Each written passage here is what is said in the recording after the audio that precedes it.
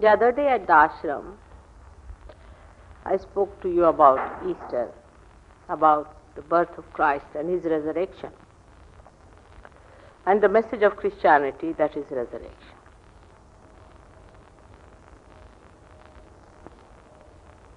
An egg is a very significant thing, and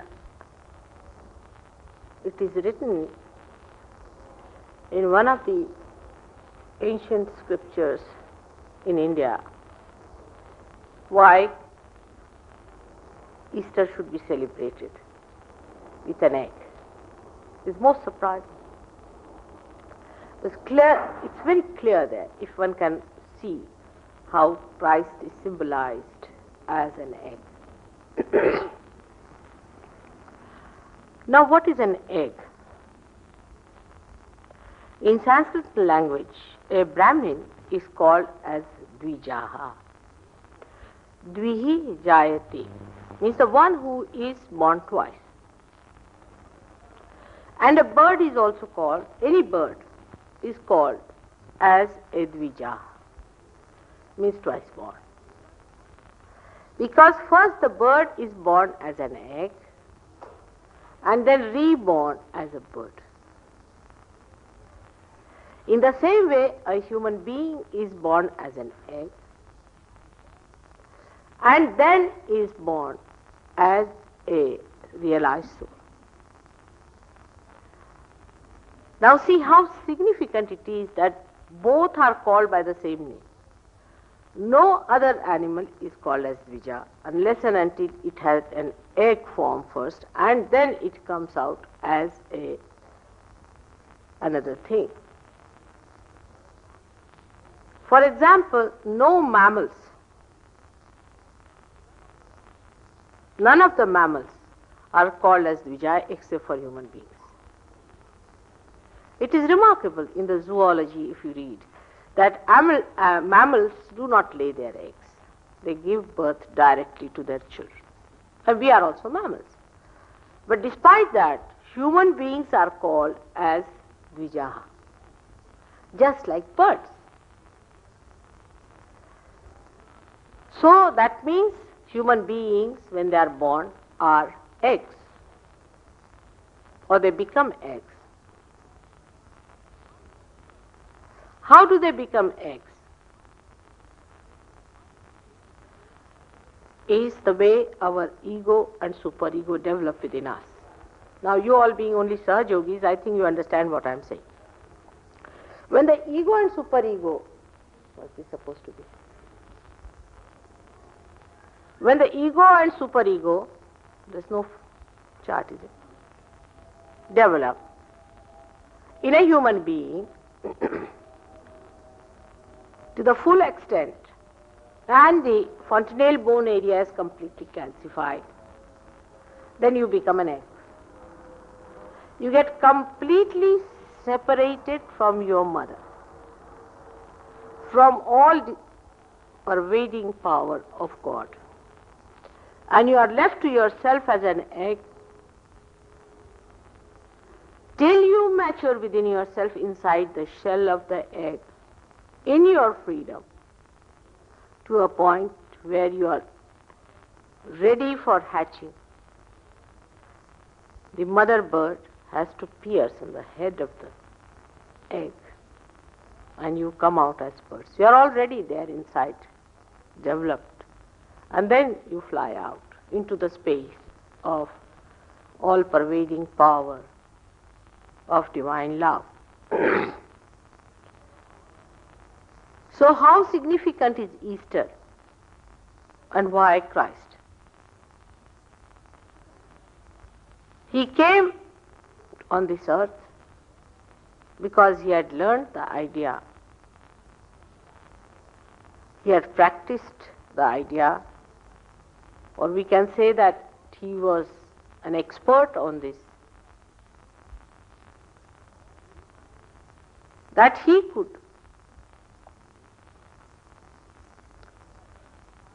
himself surpass that hurdle by which he becomes Vadija. But he was that already. But how are you to believe that you can be Dvijas? You can be reborn. It was said by every religion, by every prophet, that you are to be born again. Unless and until you are reborn, that means baptism, not this kind of baptism, but the real one, unless and until this shell is broken on your fontanelle area, you cannot become the Dvija. Is written in all the scriptures, said by all the prophets. Somebody had to show you that this can be done. He being the divine power itself, the Pranava, he being the Brahma itself.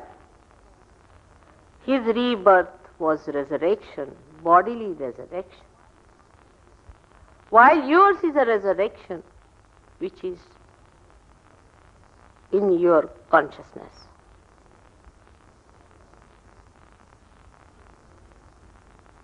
And you see it clearly.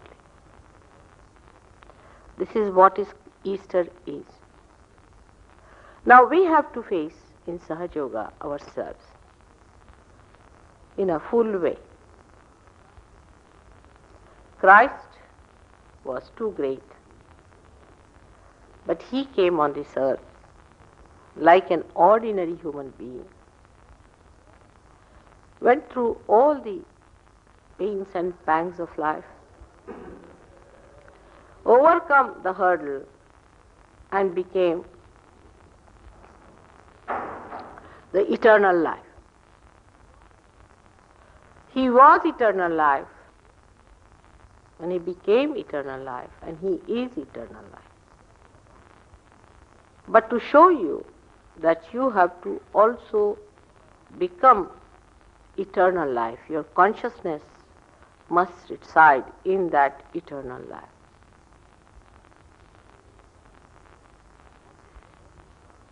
That is only possible after realization. If you know the value of that eternal life, if that is your priority, if that is the highest, and you have to achieve that and nothing else. But actually, we have been identified with so many things, like we can say in the egg stage we had the yolk and all these things, and we got contaminated by all the surroundings, that even when we are resurrected, we cannot identify ourselves with the open space. Still our wings have to grow. Still we are afraid to fly. And at that time, you are to be looked after. But if you are prone to go back into the egg stage, you can go back. This is the only difference between a human egg and a bird's egg. Though I would say a realized soul never loses his realization. But it can be so much overclouded that could be that the growth is stunted. The atmosphere in which you live is responsible for that. You must have your own willpower. You must have your own understanding, your own character to stand up to it. You will be amazed that the chicken that we eat cannot fly. But if you want to see them in the forest, you will be surprised. They are one of the fastest moving birds. They are exactly the same as the chicken we have in the house. No difference. If you put both of them together, you will find they are just the same. In the color, in their weight, in their appearances, in the way they walk, everything. But you put them together, and at the slightest disturbance, one will take off very high up, while the other would not know where to run. It will just purr and go into a small place where it will be caught again and cut and finished. So if human beings have to understand the importance of eternal life, they must know that they can change the atmosphere. They are much more powerful than chickens are, aren't they? Chickens can be dominated by the atmosphere. But a realized soul, through his vibratory awareness, through the radiations that are passing through him, can change the atmosphere. He can change his surroundings, he can change his friends, he can change his parents, his brothers, sisters, his relations, his surroundings. He can change his town, he can change his country, and he can change the whole world. Now the Sahaja Yogis have a special responsibility because they are the first to transform themselves. I mean the modern ones. The old ones who are realized souls do not know Sahaja Yoga, so they should not be called as Sahaja Yogis because they don't know about Kundalini, they don't know how to raise the Kundalini, they don't know anything. Moreover, because they have certain amount of consciousness that they are different from others, either they are cynical or egoistical. So the responsibility of the Sahaja Yogis of modern times is so great that they are the pivotal point. They are the turning point. They are going to turn the wave, a wave that can save or mar. One wave can mar, kill thousands of people by its upward thrust towards a wrong direction. And the same wave can save them to the shore. So the responsibility is very great, and the importance of Sahaja Yogis is much greater than any saints who were born on this earth before. Because other saints did not know that if they were irresponsible, what would happen to others. Some of them have written good books, but I'm sure in between they have made mistakes.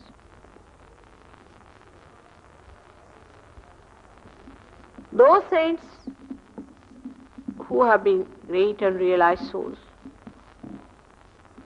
did not know even 1,000th of what you know about Kundalini. And they did not even have the power to raise the Kundalini of others and give them realization, except for very few. Like we can say John the Baptist, we had, who would make people go headlong into the water element to cleanse them, dip them inside nicely again and again, and with his vibrations would raise their Kundalini. But still, I don't know if he gave realization to anyone. He could give, because none of the people at that time speak like realized souls. Still they are seeking. Their seeking has not come to an end. Still they are not knowing.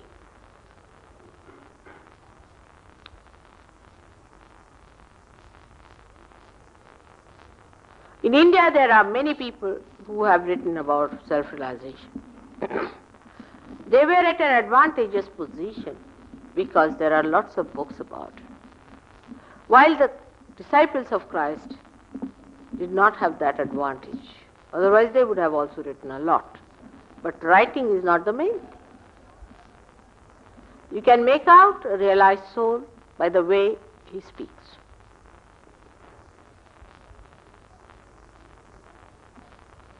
If he is not a realized soul, if he is still half-baked, you can find out. You can very easily find out a half-baked Sahaja, as you can find out an egg which is rotten. You don't have to break it to find out that it is smelling. You can see from the weight. You can make it out if the egg is all right or not, even by putting it in the water. There are so many simple methods of finding out if the egg is rotten or not. There are some eggs which are about to be rotten. Some are absolutely rotten and some are absolutely smelling. So forget about them.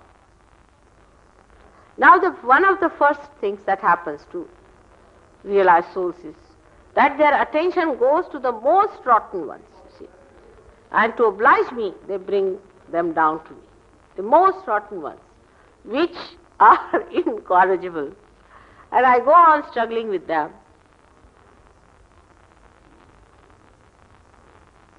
I do not know why such a psychology should exist within us, that we get the most difficult ones to mother, present her with the most challenging task, to give her the greatest, holiest position. But I have no regrets about it, neither have any complaints. But time is wasted. Time is really wasted quite a lot. So it's better to find out people who are not that rotten, to get people who are just all right, not very much spoiled. Otherwise, if the shells are broken, if the whole yolk has fallen down, then how are we to gather it? Now we have most of the eggs quite safe, but we have no way of approaching them, because the contamination that takes place on these eggs is because of heat. They get spoiled. The heat, as you have seen in the body, also is caused by diseases like cancer, or anything that comes as heat from a Sahajogi means there's something wrong.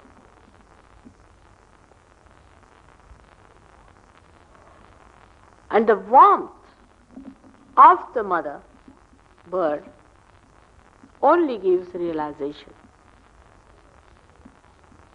to the little eggs as birds. In the same way, it is the warmth of the divine love which does the job. But still, human beings do not realize the importance. Best are those who fly at the first opening. Those who do not sit down and sulk and think and analyze, or afraid or frightened, or start wondering, their progress is very slow. Because at the instant of their birth is a tremendous force behind him, and they can easily go out. But if you sulk and think of your fears, the fear will settle down in your limbs and in your wings, and you cannot fly. The thinking and analysis that is going on after realization makes the wings very heavy. That's why I've seen people who get realization in the villages of India, where the people are least complicated, take to their wings without any fear. Just they find them flying in the air, and they manage to learn flying as if it is their birthright. They are just there. No problem. Whenever they want, they can come down and again be there. But those who become heavy with fears or with egos and their misidentifications, fly a little, again flop down. Fly a little, again flop down. Every time they flop down, something happens to them. They are hurt. They try to hurt me by blaming me for what has happened to them. This is the worst part of it. Because they think I asked them to fly, that's why they have fallen down. I give even that much concession because they are still young, still quite naive. But best thing is to take to your wings as soon as you get realization. Now why I am telling you this, especially to the people who have already achieved quite a lot, because you took a lot of time, most of you. So now when you bring new people, when you talk to new people, tell them that we have done all these mistakes and we were real slow masters. And we used to walk 3 paces forward and 4 paces backwards. Now, we would request you to take to this flight and have the joy. The third thing, which is very important to be understood, is that the mind, which is so confused a terminology, I don't know what English word mind means. But if you think mind is your intellect, by which you think, is the buddhi, then this mind has had many ramblings, in the West especially.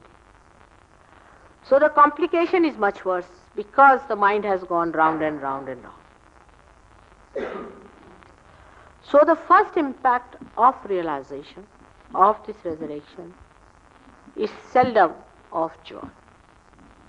And even if it is of joy, one comes down. It may be in many cases that the joy comes only for an hour or so, and then you come back to your position. Then again you start rising. Now when you start rising, you face your complications and your complicated methods. First of all, your priorities have been wrong because of your intellectual ways of doing things. Priorities like wasting your energy on petty things, as we do always. Say, now this is not fixed properly. So, just to lose temper on that. Somebody comes late, then you are angry. The norms, you see, that are made as important, that you have to be in time. Time is very important. For what? Because we won the war, Waterloo War, because of time. But nobody is going to fight here a war, you see. We are not doing the same jobs what these people were doing, you see. We are not soldiers who had to fight a war. We are soldiers of patience. So time, if the identification is too much to the dot time business, then there are double forces which comes into play. One is your identification with the time, and the other is my play of befooling. You will never get things in time after realization. It will be all untimely. Then you will realize that it was stupidity. Because straightway you do not understand. Simple identification like time, if you go a little further with it, see now, in Kundalini, what is the timing? Can you say what time you are going to get your realization? At what time exactly according to what? My watch is, just now, is 7:30. But it could be 7, could be 7:15, could be 6, could be 1. It's my own watch. I'll have it the way I want. In the same way, you are not to be the slave of the watch. Now, the timing, if you try other tricks, also, any such things like foolish things like that,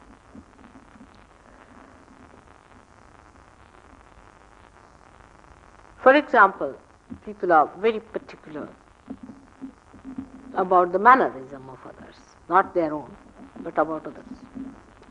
If the other has a little peculiar mannerism, finished, then they have no patience for that person. It is so outside a person, because you are not seeing the inside of a person. And when these misidentifications stick on to you too much, then I have to do something about it, isn't it? I mean, what? There's no other way but to play tricks with you. Then you get confused with Sahaja Yoga. You think, oh, I was very much all right. What's the matter? There was a lady in America whom I gave realization.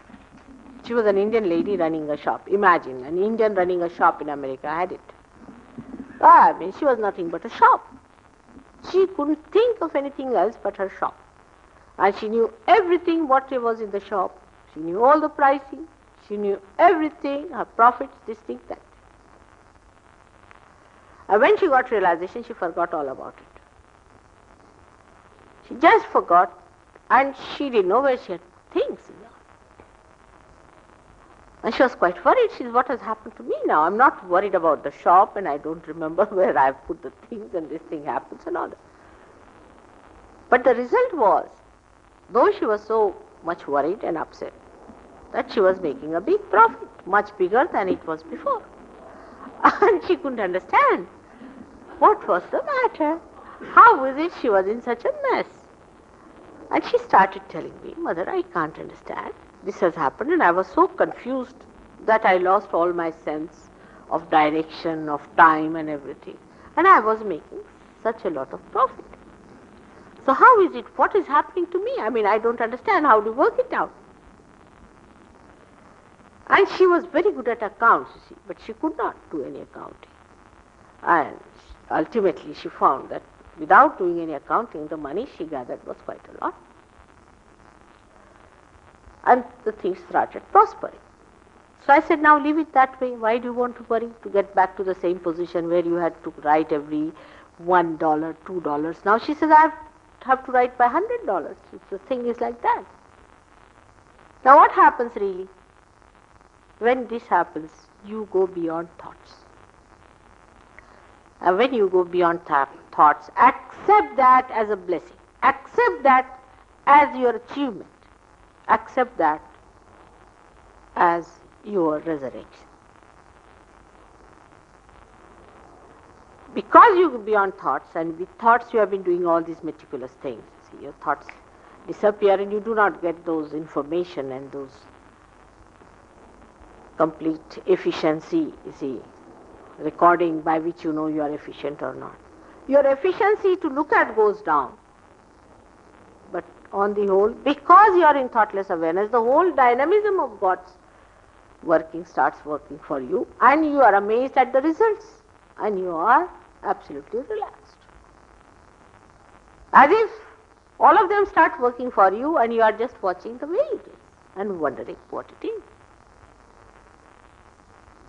But unless and until you understand the importance of that thoughtless awareness, that point, as this is the point where I have to speak, in the same way, you understand the importance of that thoughtless awareness of your resurrection, of your entering into the realm of divine blessings, you will stick on to your thoughts. Then you start working out on your thoughts, and there I play that nothing will work out according to your thoughts and will be very obvious. You will think of something, plan about something. It must fail. If it does not fail, you will not give up your thoughts.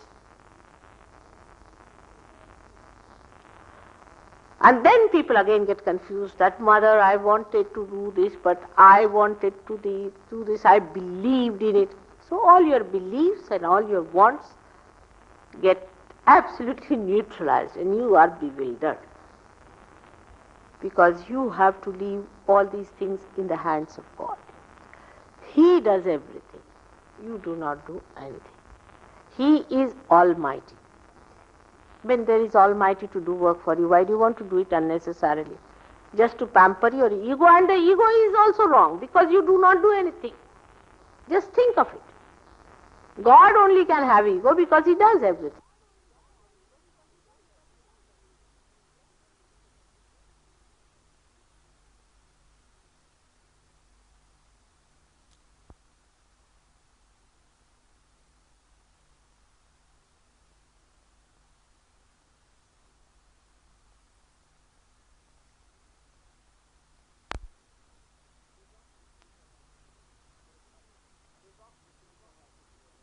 Like that. They walk to see with their vibratory awareness all the time using that. So the truth is born to them. They know what is truth, what is not. They can verify through their attention, their chitta, the truth.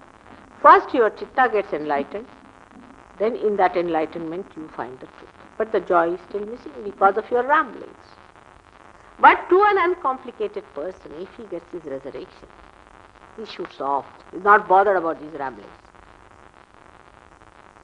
Like a little birdie which is born out of the egg, starts thinking, now, how should I move my wings?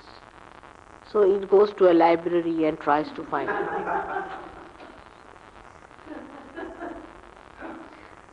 If not, it will consult other little birds. Let us sit down and find out how do we move our wings. The wings have the power to rise. Allow them to rise. And that's what happens. That's why all these ramblings are there. So you go to the one side, to the truth finding of everything. Then the attention is more on collective consciousness and on the truth. So naturally, finding out truth about others, you see, immediately you say, oh, he's catching this, he's catching that, that's wrong with that, and that's wrong with that. But if you're in the stage of joy, which I am, I don't know much about Sahaja Yoga. Actually, I come to know through you people. I am in complete joy. And there, you see, you find, oh, he's catching like this, he's like this, this fellow has this problem, and that fellow has that problem, and that must be the reason that is there. Now they have all become birds. There are no more eggs now. Just a little bit of yolk here and there, you see, it's clinging to their body, mother will cleanse them, finish. But what happens is that we still think they are still in the egg because they you see, still go back to the shell. They are afraid to fly. So how can it fly? You see, it is in the shell and still worried about raising the wings out. See? Doesn't want to come out. So the shell has to fall off fully. Instead of taking out the shell, you also enter into your shell thinking, oh God, why is he in the shell? I better get into my shell as well. And this happens. With that, the resurrection is delayed. Resurrection is only complete when you reach to the state of joy. But let's see what happens to an ordinary villager in India when I give him realization. He just has joy. And he doesn't want to know anything about it. Knowing is not his job. He just knows joy. At the most he knows about the chakras and how it works and all those things. I mean, his style is looking from there, everything. He sees everything so clearly. We have some very big Sahaja Yogis in India, you know that, of a very great height. The other day I received a letter from one of them. I was amazed the way he is expressing himself. Most amazed. He was talking just like Socrates. There's one fellow who met me who was just an ordinary cart driver, these bullock carts we have. He was driving me down in one of these processions we have there in a village. And I started talking. I was amazed. He was Kabira. Just like that, he was speaking to me. He said, the whole world is open to us now. The whole universe opens at me and wonders what a lotus I have become. And my fragrance fills up. I was amazed at him. The poetry was on with a bullock cart driver. Because he didn't have any ramblings. He's there. He's reached there. And you ask him, what's the matter with this fellow? How is he? Oh, he is coming up. He's very well. He's very well now. Much better, much better. Never would they tell me that he's catching on this chakra or that chakra and all these details. You see, the schedule of the whole thing is that at 5 o'clock he was catching on his nabi. At 5:02 he was catching in his heart. At 2:05 he was catching on his agya. And then suddenly he was catching on his left swadhisthana. So now the answer, what was he suffering from? Now you sit down for an examination. Because giving examination has been your habit. So you want to study the whole subject in a way as if you are appearing for your MBBS examination. And you want to write down the whole history of the patient and come down to a conclusion. And conclusion would be all wrong because by that time the person would have got realization and would be checking your chakras. This is the topsy-turvy of Sahaja Yoga. Is the most interesting thing, the way it plays with you and makes you understand that it is not the way you people go about losing all your sense of humor, becoming such serious people, and getting frustrated and then losing your tempers. No, it is joy in which one has to get in. And that joy you can have if you give up those ramblings. Like some of them wrote a letter to me saying that, Mother, we went through Gregor's book. It's very difficult for us. We just don't follow a word about it. While they are very great Sahaja Yogis. He said, we've given up. You see, we knew English all right, but this is too much for us. It's too much. We just can't get into it, you see.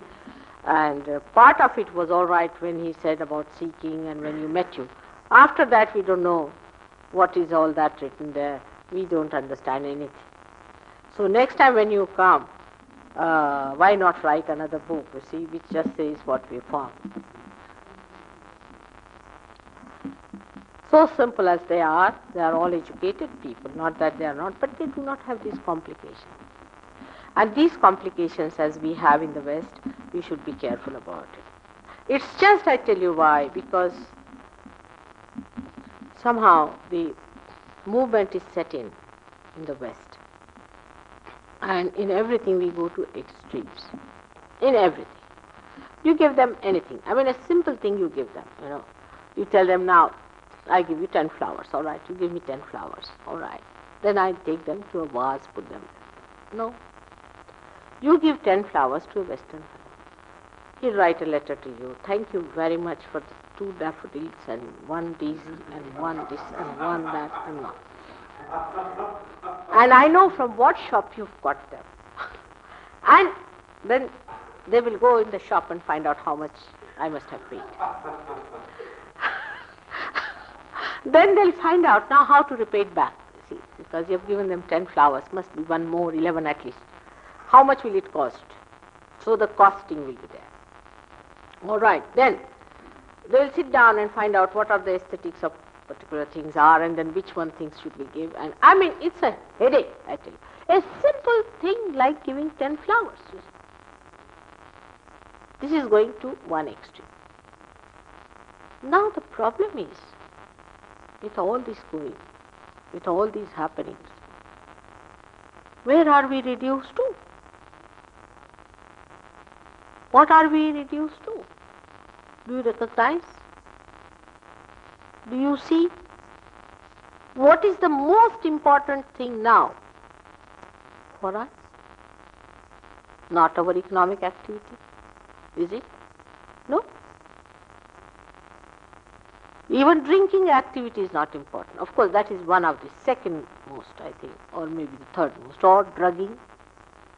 Nothing is important. The very rudimentary activity that every animal knows has become the most important activity for Western mind. I mean, as if we are reduced to a sex point.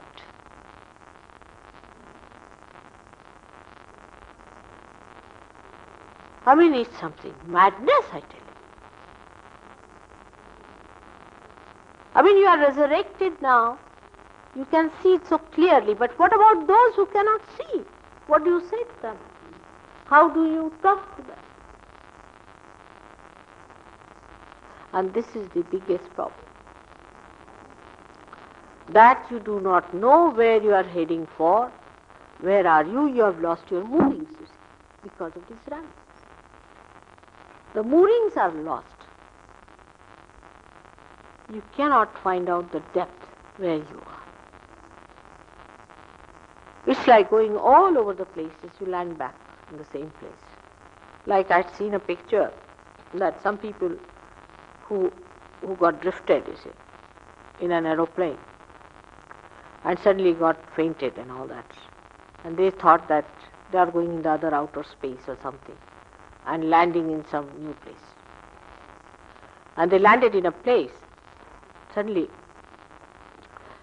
and they found it was a very beautiful place.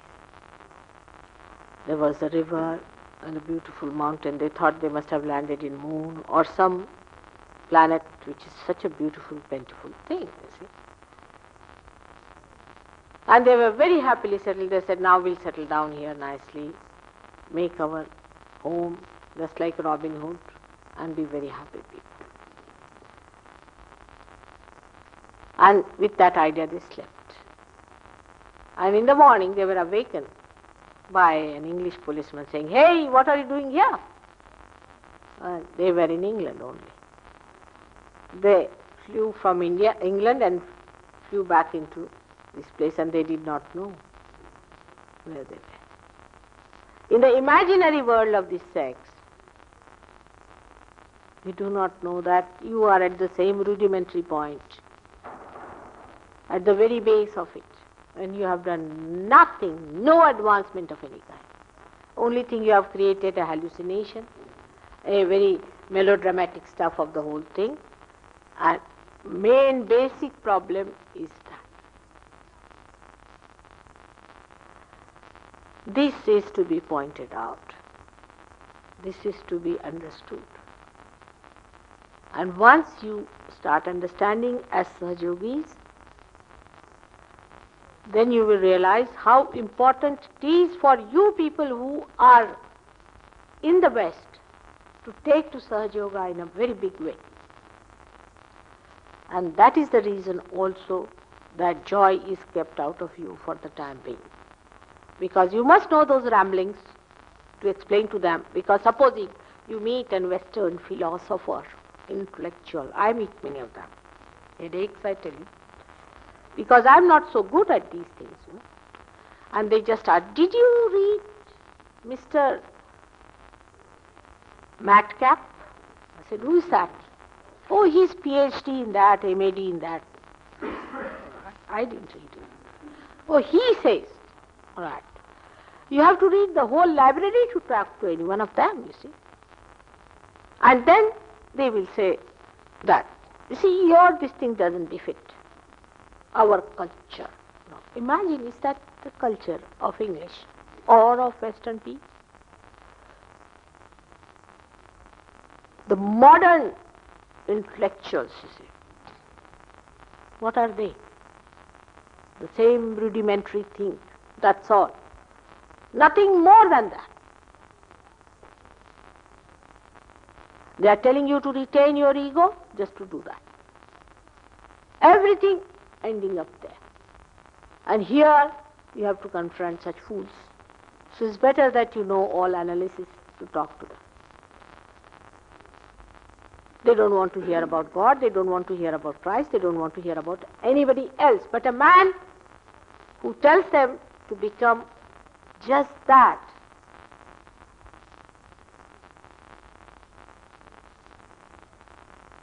their devaluation, we can call it, not evolution. Their degradation, such a person is accepted today and regarded as God.